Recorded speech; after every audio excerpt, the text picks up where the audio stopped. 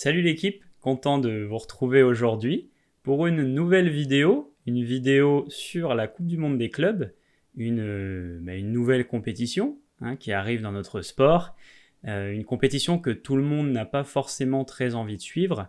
C'est vrai que la saison a été longue, il y a déjà eu beaucoup de matchs, et puis comme toute nouvelle compétition, ça vaut pas forcément grand-chose dans nos cœurs parce qu'elle n'a pas d'histoire. C'est comme quand la Ligue des Nations est arrivée, et c'est toujours encore un peu le cas. On a même vu que, il me semble, les organisateurs de la Coupe du Monde des clubs bradaient totalement les places pour pouvoir en vendre, pour qu'il y ait de l'affluence, rien qu'à la télé. Je pense que une Coupe du Monde des clubs avec des stades vides, ça ferait pas très bonne presse, ça ferait pas bonne figure. Mais bon, je me dis qu'on peut trouver un moyen de se hyper un petit peu. En tout cas, moi, de mon point de vue plus on va dire, d'analystes, si on peut dire ça, de personnes qui aiment découvrir beaucoup de jeunes talents, et je pense que c'est votre cas aussi, il y a quand même moyen d'être intéressé par cette compétition où il y a des chances que les gros clubs fassent un peu tourner, donnent la chance à des joueurs qu'on voit peut-être moins, des jeunes joueurs en l'occurrence, qu'on voit peut-être moins au fil de la saison. Et puis aussi de découvrir des joueurs qu'on ne voit pas forcément en Ligue des Champions parce qu'on aura des équipes notamment d'Amérique. Je vais essayer de vous présenter une trentaine de joueurs U23 qui vont être des curiosités intéressantes pendant la compétition, histoire de pouvoir se donner un petit peu l'eau à la bouche et puis que quand il y ait des matchs, vous puissiez vous dire « Ah oui, lui, on en a un petit peu parlé, etc. » Gardez un œil dessus. On va pas citer tout le monde. Il y aura sûrement des joueurs, ça se trouve que vous connaissez ou vous direz « Ah, il aurait pu en parler ». C'est toujours comme ça. N'hésitez pas à vous en parler en commentaire, à donner votre avis, à dire « Ah ouais, lui, c'est un joueur intéressant à suivre, etc. » Donc on va commencer avec une grande partie des joueurs, en fait ceux que je connais. Ça va être la première partie de la vidéo, des joueurs que je connais, dont je peux parler un petit peu. Bon, que je connais plus ou moins, mais que je connais au moins un petit peu. Et des joueurs que je connais pas, dont à la limite j'ai entendu parler, j'ai vu un match où j'ai entendu qu'il avait fait une bonne performance, un jeune joueur intéressant. Donc voilà, on va pas perdre plus de temps, on va se lancer tout de suite et aller en Amérique du Sud avec le fameux Estevao Willian, il me semble, de Palmeiras, alors qu'il va rejoindre Chelsea apparemment le 1er juillet 2025. C'est la première question que je me suis posée parce que du coup je me suis dit mais est-ce que du coup il va jouer la Coupe du Monde des clubs ? J'imagine que s'il la joue du coup, ou s'il joue une partie de la compétition, ce sera avec Palmeiras, puisque le 1er juillet c'est quand même dans à peu près 27 jours. Donc donc s'il la joue, un joueur à suivre absolument. Du côté des analystes, on avait un petit peu le Big Five à l'époque en Amérique du Sud. Donc allez, de mémoire c'était Estevao Willian, Kendry Páez, Claudio Echeverri, Vitor Roque et Hendrick. Voilà, pendant une époque, c'était un peu le Big Five, là, les 5 joueurs à aller chercher absolument. Ils ont tous été recrutés et en l'occurrence, Estevao et Kendry Páez l'ont été par Chelsea. Estevao, un peu, on entend le nouveau Neymar, le Neymar gaucher, etc. Bon, ça, on laissera l'histoire en décider, mais ouais, un joueur déjà valorisé à une 60aine de millions d'euros à 18 ans, qui a rejoint Chelsea pour 34 millions, peut-être un peu plus, bonus compris. Sur une dynamique récente quand même assez forte, ça c'est ces 10 derniers matchs, donc il y a eu du doublé, des très grosses performances, là actuellement 11 buts, 5 passes D, saison dernière 19 buts, 12 passes D, il n'y a pas énormément de choses à en dire de plus, gros dribbleur, un Brésilien, comme on l'entend, frappe de loin, aussi coup de pied arrêté, il me semble, etc. Donc franchement, un des joueurs à suivre absolument s'il participe à la compétition. C'est vrai qu'en fait, là, en parlant, je me rends compte que j'ai mal fait mes devoirs, parce que j'ai pas vérifié, il me semble que les listes sont sorties, et j'ai pas vérifié les listes de chaque équipe. Donc ça se trouve, je vais parler de joueurs qui vont pas disputer la Coupe du Monde des clubs. Le pire début de vidéo possible, mais allez, dans la grande majorité, ils vont la disputer à mon avis. Et puis, au pire, ça fait découvrir des jeunes talents. Donc ouais, Estevao, sans aucun doute. À Porto, on a Samuel Agueoa. Voilà, je prononce toujours mal, vous le savez, vous êtes coutumier du fait. On va l'appeler Samuel, c'était Samuel Omorodion, je crois, avant, mais il me semble qu'il a changé de nom de famille qu'il a pris celui de sa mère ou une histoire comme ça. Enfin, il y avait un lien familial, il me semble, quelque chose comme ça. Si vous avez suivi l'histoire ou que vous supportez Porto, n'hésitez pas à le dire. 21 ans, 1m93, voilà, très gros gabarit. Un Espagnol, donc très intéressant. Pour le futur de la sélection, parce qu'on sait qu'en Espagne, les avant-centres, depuis un petit moment, c'est quand même compliqué. 25 buts, 3 passes décisives avec Porto cette saison. 24 grandes occasions manquées, donc c'est un joueur qui se crée un volume d'occasions assez énorme. Récemment, ça marque un peu moins, il me semble. Il avait commencé la saison très fort, il y avait eu des quadruplés, des triplés. Et puis voilà, là, ça marque un peu moins contre la France. Il n'a pas marqué, mais en tout cas, voilà, il a 21 ans. C'est sa saison d'explosion, si on compare à la saison dernière où il était en Espagne.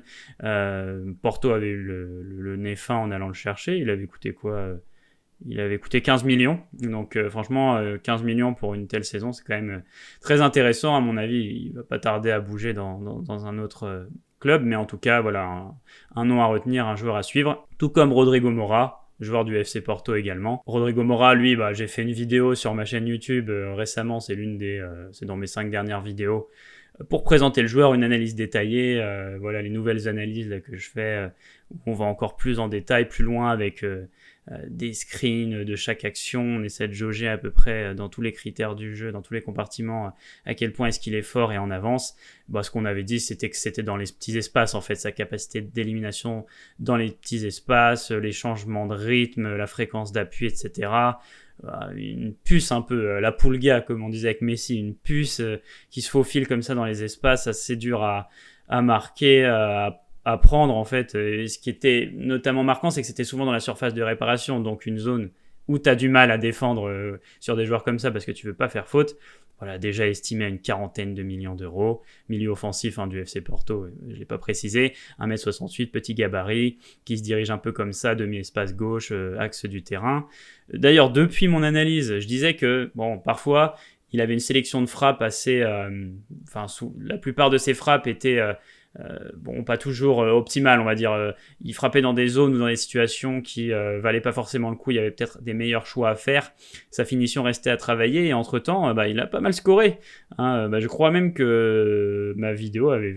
je sais plus quand est-ce que je l'avais fait exactement la vidéo, mais il me semble que depuis, ça devait être peut-être avant ici ou je sais plus trop. Mais il a beaucoup scoré depuis, comme vous le voyez. En tout cas, il est sur une forme récente assez forte dans le dernier geste. Là, sur 1, 2, 3, 4, 5, 6 matchs, il a marqué 2, 3, 4, 5 buts et délivré une passe décisive.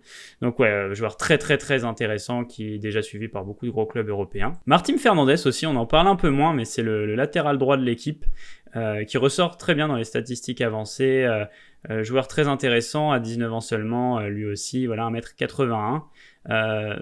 6 passes décisives au niveau de la créativité, 15 grosses occasions créées par la passe, donc beaucoup de caviar. Que ce soit dans le jeu ou peut-être sur coup de pied arrêté. J'ignore s'il les tire. Si vous supportez Porto, n'hésitez pas à nous éclairer un petit peu. Mais en tout cas, un joueur qui lui aussi monte en puissance et qu'il va falloir suivre de près et qui risque sans doute de bouger dans les prochaines années s'il est toujours sur ce niveau sportif et qu'il continue à progresser. Un petit tour du côté de l'Amérique du Nord. Alors, sur l'Inter Miami, c'est vrai que j'ai pas une très grande connaissance des joueurs au global en Amérique, que ce soit Amérique du Nord ou Amérique du Sud. Redondo, j'en parle. Déjà, pour le nom de famille, il est sympa, Federico Redondo.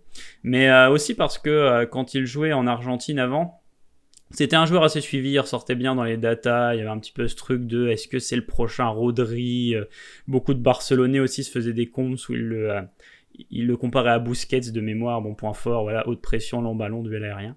De mémoire, ça fait longtemps que j'ai pas analysé ces matchs, mais à l'époque j'avais fait une petite analyse personnelle, et il me semblait quand même plus mobile que Busquets. Après, Busquets, c'était un style particulier, mais quand je dis plus mobile, plus enclin à faire des grandes courses avec ballon, porter le ballon assez haut sur le terrain, etc. Alors là, j'ai pas du tout suivi sa saison à l'Inter Miami. Il est remplaçant. D'ailleurs, c'est Busquets qui est titulaire finalement. Donc voilà. Mais je sais qu'à l'époque, c'était un joueur intéressant. Donc si vous le voyez titulaire, jetez peut-être un œil. Ça peut toujours être l'occasion de regarder et de voir s'il a progressé. Les rapports SofaScore des notes générales des matchs n'ont pas l'air exceptionnels sur la dernière année. C'est ce que je disais, il est remplaçant, donc c'est aussi Ça met du temps pour un jeune joueur, mais bon, on verra. On verra. En tout cas, joueur à suivre possiblement. On repart en France du côté du Paris Saint-Germain. Alors, j'ai voulu éviter de trop parler des gros clubs. Vous verrez, il n'y a pas non plus trop de joueurs obvious. Je ne vais pas parler de joueurs qui sont déjà hyper connus. Suivez Jamal Moussiala, oui, bah merci. Mais là, en l'occurrence, Seny Mayulu, voilà, j'ai été très agréablement surpris de ce joueur et de son intégration en équipe première. Très content aussi que Luis Enrique lui ait donné de la confiance et je trouve que les choses sont assez bien faites. On intègre les joueurs progressivement, intelligemment et puis quoi de plus plaisant et symbolique que son but en finale de Ligue des Champions face à l'Inter, une manière un petit peu métaphorique de rendre cette confiance que Luis Enrique donne aux jeunes. Et puis cette jeunesse tout court du Paris Saint-Germain cette saison qui a amené le club au sommet. Moi, ça m'a beaucoup touché. Pour certains le savent, je suis supporter parisien. J'avais les larmes aux yeux sur le but parce que c'est très symbolique. Et oui, et puis là, vous voyez un but, une passe D, un but. Au-delà de ça, il apporte beaucoup de choses, notamment des projections intéressantes dans la surface. Sur certains mouvements, il me rappelle aussi Nkunku à l'époque, quand il faisait des entrées avec Paris. Joueur très intéressant et je pense qu'il va prendre de la place comme Warren a pu prendre de la place et se faire un nom. En tout cas, se faire connaître aux yeux du monde. Et bon, il a commencé en tout cas de la meilleure manière. Je pense déjà qu'il a commencé... les gens, on va dire, il a mis son nom sur la carte avec ce but en finale de Ligue des Champions. Sur une belle projection dans la surface, on le disait. Donc voilà, Seny Mayulu sans aucun doute. Il aura sûrement du temps de jeu. Tout comme possiblement Gabriel Moscardo, joueur du Paris Saint-Germain lui aussi, qui a été prêté à Reims cette saison, mais qui a connu d'assez grosses blessures. C'était compliqué. Il n'a pas 255 minutes, il a quasiment pas joué, mais qui a fait des entrées intéressantes dernièrement et qui, on le sait, qui en tout cas, je vous le dis, avait des qualités intéressantes. On s'en doute de toute façon quand le Paris Saint-Germain est allé le chercher au Brésil, pour 20 millions, c'est quand même pas rien, un joueur qui du coup avait 18 ans à l'époque. Et ça s'est pas passé comme j'imagine il aurait voulu et comme tout le monde aurait voulu, que ce soit les Parisiens ou quoi, mais il est encore très jeune, il a beaucoup de beaux jours devant lui et si le physique suit, peut-être qu'on aura l'occasion de voir émerger un joueur très intéressant. Et peut-être qu'on va avoir l'occasion de le voir jouer à cette Coupe du Monde des clubs. Il montre des qualités assez intéressantes au milieu de terrain, de physique, mais aussi de projection. Il peut apporter dans les airs ce que le Paris Saint-Germain a pu manquer et manque parfois. Que ce soit lui ou Mayulu, c'est deux joueurs du club qui, je pense, et presque j'espère, auront quelques minutes. Et que je suis intrigué de voir évoluer dans cette compétition. Bon, on passe maintenant à Ryan Cherki. Alors là, vous allez me dire, Jamal Moussiala, on découvre rien. Ryan Cherki non plus, évidemment que vous le découvrez pas et que c'est un peu... on enfonce une porte ouverte en disant Ryan Cherki, jeune joueur intéressant. Mais aussi, en fait, j'en parle surtout parce qu'il rejoint City. En fait, j'en parle parce qu'il a rejoint City, qu'il a fait une saison totalement astronomique, 12 buts, 20 passes décisives, 13 buts, 21 passes décisives si on compte la sélection A, l'équipe de France première, avec notamment une entrée totalement pharaonique contre l'Espagne où il est sur 3 buts, où il casse des lignes, un vrai magicien par la passe, c'est stratosphérique. Pour ceux qui suivent la chaîne, vous savez que j'en ai beaucoup parlé sur la chaîne, que c'est un joueur pour lequel j'ai énormément d'affection, qui représente un peu ce football, il le dit lui-même, c'est Zidane son idole, c'est ce football de l'époque, peut-être un peu moins athlétique, on va dire. Enfin, quand je dis athlétique, faut pas confondre avec rugueux parce qu'il y avait des vrais chiens de la casse, mais ce truc de course à haute intensité, ça a été prouvé. Il y a énormément, infiniment plus de courses à haute intensité aujourd'hui dans le football moderne, le pressing, tout ça, je vous apprends rien. Mais en tout cas, Ryan Cherki à City pour servir Erling Haaland, là, on est obligé de coaché par Pep Guardiola. Enfin, il y a trop de trucs, moi, qui suis un vrai fan du joueur et qui regardais Lyon juste pour Cherki. J'ai regardé tous les matchs de Lyon juste pour Cherki. Cette saison, ça va être pareil pour Manchester City maintenant. Je suis obligé d'avoir un petit City support, un petit maillot supporter. Mais bon, ça va plus être support Ryan Cherki finalement. Mais pas maillot, drapeau, je voulais dire drapeau. Mais ouais, en tout cas, Ryan Cherki, une des curiosités, c'est sûr, pour une quarantaine de millions qui a rejoint City. dans un collectif comme celui-ci, dans une équipe qui domine avec le ballon, etc. Non, on demande qu'à voir. Donc ouais, Ryan Cherki, c'est coché direct, je vais manquer aucun de ses matchs. Oscar Bob, aussi à Manchester City, alors lui qui est bien moins en vue, notamment parce que il sort d'une très grave blessure. En réalité, il avait commencé la saison et en fait, il s'est blessé, il me semble, quelques matchs plus tard, et après, voilà, c'était fin de saison pour lui. Mais pendant la préparation, il y avait eu 2 passes décisives et un but contre le Celtic. Il avait été décisif contre Milan, contre Chelsea. Bon match contre le FC Barcelone de mémoire. Et puis aussi très bon match contre Manchester United au Community Shield, dans lequel il avait été assez remuant. Il avait donné une passe décisive et j'avais vraiment aimé. Franchement, je m'étais dit, lui, il peut apporter, il peut faire du bien à Manchester City. Vrai joueur de ballon, de vraie belle qualité. Un Norvégien. Bonne équipe, la Norvège. Ils ont des talents, ils en manquent pas eux aussi. Et j'avoue que je sais, il me semble qu'il est revenu. Il a joué là.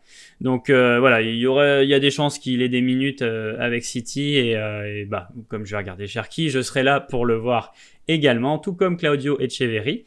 Donc Claudio Echeverri qui faisait partie du fameux Big Five dont je vous parlais, des top pépites à aller chercher absolument en Amérique du Sud à l'époque.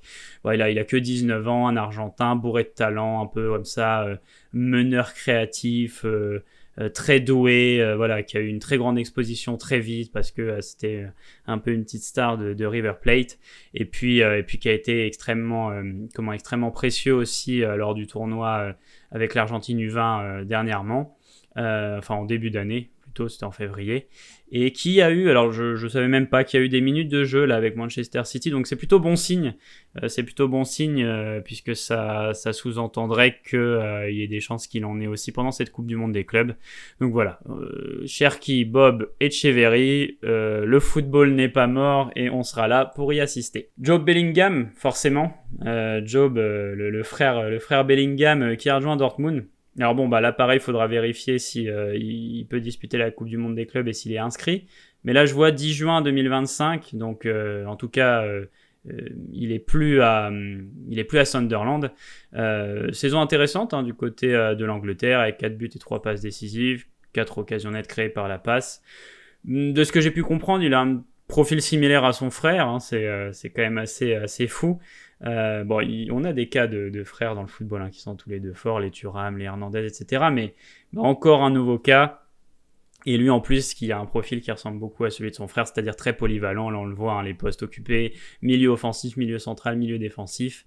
Un joueur qui a beaucoup d'activités, se projette aussi, peut se projeter dans la surface, un peu box-to-box, j'imagine. Je vous avoue, je vais pas mentir, j'ai pas énormément suivi Sunderland, bien qu'il y ait des joueurs que j'aimais et un coach intéressant. Les joueurs que j'aimais, notamment Enzo le fait.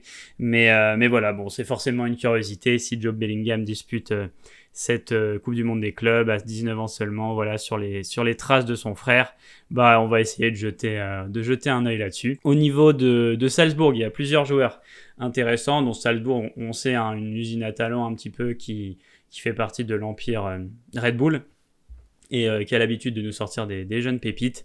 Gluck, ça fait un moment qu'il est quand même connu. Son nom, même les joueurs FM, j'imagine que vous le connaissez. 9 buts, 12 passes décisives la saison dernière, 11 buts, 8 passes décisives cette saison, avec 18 occasions nettes créées par la passe, c'est des caviars en gros. 20 occasions nettes créées par la passe la saison d'avant. Pareil, meneur de jeu de l'équipe, encore assez jeune, U21, on peut dire ça.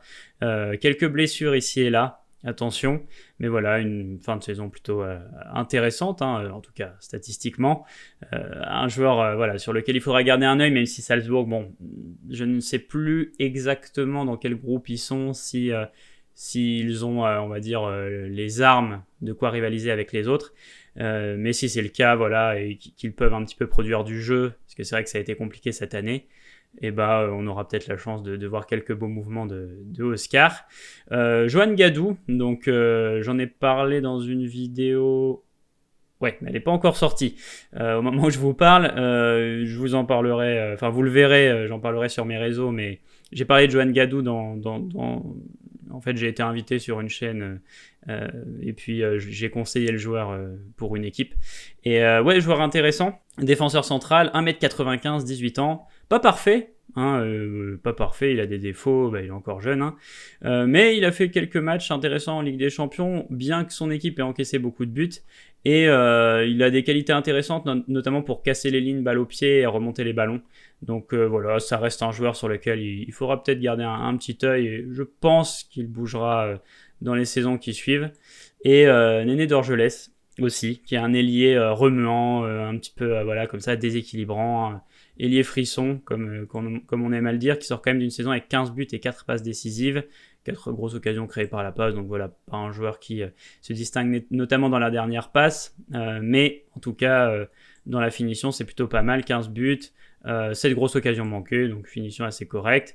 Il tire les pénaltys, ok, donc il faut quand même le notifier, ça compte dans les 15 buts, mais vous voyez qu'il y a quand même pas mal de buts hors pénalty. But sur penalty, c'est cela. Donc voilà, plutôt en forme dernièrement, qui peut jouer sur les deux ailes. Donc assez intéressant. Pareil, on garde un œil dessus. Peut-être qu'on verra des actions sensations de ce joueur. Au niveau du Bayern, il y a Tom Bischoff. Tom Bischoff, c'est un joueur qui vient d'être recruté, qui était à Hoffenheim, si je ne me trompe pas. Oui, c'est ça. Ils l'ont recruté pour 300 000. Alors, ça reste à vérifier. Parce que si c'est le cas, c'est un sacré braquage là. Mais ça me surprend un peu. Ça reste à vérifier. En fait, il animait le double pivot de Hoffenheim. Et lui, c'est un petit peu le box-to-box. Donc, de mémoire, il le faisait avec Anton Stach ou Stach. Je ne sais pas comment ça se dit. Peut-être Stach. Et Bischoff, lui, c'était le côté un peu remonte les ballons, box-to-box, etc. Enfin, de mémoire, hein, si c'est bien ce dont je me souviens. 6 buts, 3 passes décisives. 10 occasions nettes créées par la passe. Non, joueur vraiment très complet, très intéressant, qui rejoint le Bayern à 19 ans, qui va peut-être être un peu la relève de Goretzka, dans l'idée où Pavlovic supplée Kimmich dans les années à venir en meneur de jeu, etc. Mais voilà, en tout cas, je sais qu'il m'avait pas mal sauté aux yeux sur les statistiques avancées et que du coup, on aura peut-être l'occasion de le voir jouer, donc ça, c'est très intéressant. Du côté de Benfica, j'ai noté deux noms, les deux on les connaît, alors pareil le nom de famille ça va être compliqué, mais Andreas, le Norvégien de 21 ans, alors saison où il est pas titulaire, voilà, 1400 minutes, 4 buts, 5 passes décisives, 10 occasions nettes créées par la passe quand même, c'est pas mal, mais joueur assez remuant, on l'a vu dans certains matchs, notamment je crois qu'il avait joué face à Barcelone et il avait fait un match intéressant, c'est un joueur déséquilibrant qui peut apporter du danger et souvent quand il touche des ballons il se passe des choses intéressantes, voilà, gardons un œil sur Andreas, tout comme sur Alvaro Carreras. Carreras, il y a beaucoup de rumeurs comme quoi il pourrait rejoindre le Real Madrid. Donc j'ignore si là il est inscrit sur la liste avec Benfica, mais le fait qu'il soit une piste du Real Madrid est une raison à elle seule de le suivre activement, parce que personnellement j'ai pas tant que ça suivi Benfica à part quelques gros matchs de la saison où il y a eu beaucoup de buts, et j'ai notamment plus axé mes spécificités analytiques sur Pavlidis, que j'adore, j'aime vraiment ce joueur. Carreras, j'ai pas énormément d'avis là-dessus. Sur SofaScore, sur ses notes moyennes, on a un joueur très constant, à voir si c'est vraiment le cas, à voir quelles sont ses forces, ses faiblesses. Mais voilà, en tout cas, il a été évoqué du côté du Real Madrid, c'est pas anodin, bien valorisé en termes de valeur marchande, donc c'est pareil. Alvaro Carreras, on n'oublie pas et on regardera ce que ça donne. Franco Mastantuono maintenant. Même chose, si vous suivez la chaîne, vous en avez entendu parler il n'y a pas longtemps. J'ai fait une analyse complète sur lui. Alors, il était évoqué du côté du Paris Saint-Germain. Maintenant, c'est réglé. Il a rejoint le Real Madrid, apparemment, le 14 août. Donc, il le rejoint aujourd'hui. Du coup, moi, je tourne le 13, mais il va rejoindre le club aujourd'hui pour une 40aine de millions d'euros. Très, très, très fort, très talentueux, offensivement très complet. J'ai rien de mieux à vous conseiller que d'aller voir la vidéo où on détaille tout son profil de joueur, on fait la review de ses forces et de ses faiblesses, et il n'y en a pas énormément déjà à 17 ans seulement. Non, très très fort. Je parlais du Big Five tout à l'heure, mais si on aurait dû faire un Big Six, il aurait sûrement été dans le Big Six, parce que Mastantuono c'était le prochain après les 5, je pense à aller chercher dans l'esprit des gens, et voilà, il y a eu Etcheverry, et là il y a Mastantuono, voilà, très intéressant, un gaucher très fort, créatif, qui peut déséquilibrer aussi, non, vraiment très complet, donc voilà, n'hésitez pas à aller voir la vidéo, mais du coup, qu'il joue la compétition, non, avec River Plate, c'est mort, Mais avec le Real Madrid, alors peut-être, j'espère qu'il jouera. J'ignore s'il a eu le temps d'être inscrit dans les listes, je sais pas trop, là je vous l'avoue. Mais voilà, s'il a du temps de jeu, on garde un œil dessus parce que ça va être très intéressant et voir comment il va s'intégrer dans cette équipe. Sous Xabi Alonso, c'est forcément une des curiosités. Bon, un petit peu dégoûté qu'il ne rejoigne pas le Paris Saint-Germain. Mais bon, je préfère que les joueurs qui rejoignent le Paris Saint-Germain aient vraiment envie de jouer au Paris Saint-Germain. Il avait l'air de rêver du Real Madrid, alors on est content pour lui et tant mieux. Bon, en espérant qu'il ait du temps de jeu parce que c'est quand même un peu bouché, mais bon, si Xabi Alonso le voulait, c'est qu'il compte le faire jouer. Et puis au Real, voilà, dernier joueur. Dean Huijsen, forcément, l'Espagnol, bon pareil, on le découvre pas. Certains, vous l'avez peut-être découvert avec son transfert au Real Madrid, mais il sort d'une saison pleine, il est titulaire avec l'Espagne, il a seulement 20 ans, voilà, c'est forcément une curiosité intéressante. Comment est-ce que lui aussi va être intégré dans cet effectif? On sait que Xabi Alonso aime bien les défenseurs relanceurs. C'est son cas, joueur voilà, défenseur très complet, les deux pieds, 1m95, fort dans les airs, fort dans les duels, etc. C'est déjà très fort, c'est peut-être le futur grand défenseur du Real Madrid pour les 10 prochaines années. Donc voilà, que ce soit lui ou Mastantuono, on va garder un œil là-dessus. Et en tout cas, on aura fait le tour de la première partie qui concerne les joueurs que je connais un minimum. Et voilà, on va finir avec les joueurs que je connais moins, mais dont j'ai entendu des bonnes choses. Et oui, il y a peut-être un petit œil à garder sur eux. On va passer tout de suite à cette partie-là, en commençant par Jair, j'imagine que ça se dit comme ça, Jair peut-être, de Botafogo, un défenseur central, 1m98, 20 ans, déjà plutôt bien valorisé pour un joueur de Botafogo. Bon, il y a du bon, il y a du moins bon, hein, si on se fie aux notes SofaScore. Bon là, il avait pris un rouge, mais j'en ai entendu de bonnes choses et puis voilà, 1m98, mine de rien. Botafogo est dans le groupe du Paris Saint-Germain, si je ne me trompe pas, à vérifier. Je crois que c'est Botafogo, Seattle, Atlético Madrid, mais c'est pas sûr et certain. Si c'est le cas, en tout cas, j'aurai l'occasion de le voir jouer personnellement. On a Vargas aussi de Seattle Sounders, un Mexicain de 19 ans, 1m75, un milieu qui a l'air d'avoir une assez grosse activité, un assez beau volume de jeu, voilà, qui évolue en MLS. Donc c'est pareil, Vargas, voilà, on se le note dans un coin de la tête. Augustin Jay, je ne sais pas, de Palmeiras, donc un autre joueur de Palmeiras avec Estevao, 1m80, 21 ans, latéral, voilà, défenseur latéral, peut-être aussi possiblement pouvant évoluer piston droit, évalué à 7 millions d'euros, voilà, même chose. Écoutez, lui c'était, je ne sais plus exactement à quelle occasion. Oui, parfois je fais aussi un peu de scouting à travers la base de données Football Manager, et je crois que c'est sur Football Manager que je me suis dit, intéressant, il a l'air de ressortir plutôt bien, il me semble que c'était comme ça, donc bon, souvent, si tous les cracks FM ne percent pas forcément plus tard, la plupart des cracks FM sont effectivement des joueurs intéressants, donc bon, ça reste notable. Du côté de Flamengo, il y a Wesley, dont lui j'en ai pas mal entendu parler, vous voyez, il a 21 ans, il est déjà estimé à presque une vingtaine de millions d'euros. C'est un latéral droit, voilà, une note moyenne intéressante, alors il a l'air d'avoir des petites blessures de temps en temps, mais latéral... créativité, 4 grosses occasions créées par la passe, donc pas tant de contributions offensives que ça, sans doute intéressant défensivement. Voilà, Flamengo c'est pareil, il faudra regarder, tout comme pour Loran, il me semblait que c'était un joueur intéressant, ça m'a dit quelque chose en passant, en voyant son nom, 18 ans, c'est très jeune, valorisé à 11 millions d'euros déjà, voilà, un milieu de terrain qui a l'air d'évoluer à peu près, on va regarder, mais sur la zone... demi-espace droit, aile droite, donc un milieu offensif droit qui se déporte pas mal sur l'aile du terrain. Du côté de Los Angeles, on avait Igor Jesus aussi, milieu de terrain également, mais avec plus de volume de jeu et plus bas, voilà, milieu un peu travailleur. Igor Jesus, c'est pareil, c'est 22 ans, brésilien, 1m79, voilà. Et puis pour finir, Fidel Ambriz, un Mexicain qui joue aussi en MLS de mémoire, je crois que c'est c'est la Ligue mexicaine. Et lui c'est pareil, j'avais vu glisser son nom une fois, peut-être en faisant des statistiques de joueurs sud-américains, je ne sais plus exactement pourquoi, mais voilà, un jeune joueur en tout cas sur lequel il faudra garder un œil aussi. Et puis voilà, on a fini avec cette partie de joueurs-là, forcément qui a été plus rapide parce que je vais pas m'avancer sur des joueurs que je connais pas, mais bon, au moins, hop, vous avez un petit peu des noms en plus et des joueurs sur lequel garder un œil. Voilà l'équipe, j'espère que la vidéo vous a plu. Je trouvais ça intéressant de revenir sur ces joueurs-là et en espérant que le plus de jeunes joueurs talentueux possibles soient intégrés dans cette Coupe du Monde des clubs et qu'on ait l'occasion de les voir. Au moins, ça vous donne des noms. Quand il y a des matchs, vous n'êtes pas perdu. Vous savez qu'il y a 2-3 joueurs à suivre. Et puis, si vous en avez aussi à proposer, n'hésitez pas évidemment. Et il y en a forcément plus. Il y a forcément plus de joueurs intéressants que ça. Mais voilà, l'idée, c'était de parler d'une trentaine à peu près et de pouvoir vous les présenter pour se mettre un petit peu en haleine avant les premiers matchs de ce soir. Donc voilà, écoutez, j'espère que ça vous a plu.